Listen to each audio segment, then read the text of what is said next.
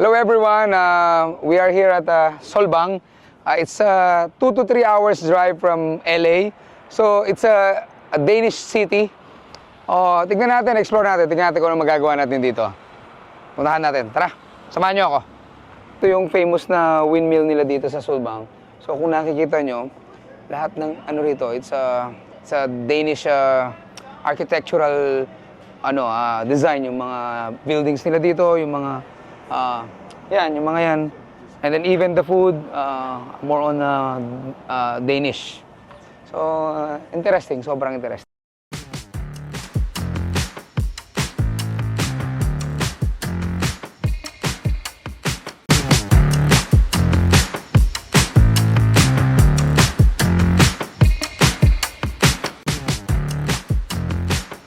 So ayan, we have a very fantastic day dito sa Solbang. So na-enjoy natin yung mga pastries nila dito at saka yung mga architectural works nila rito.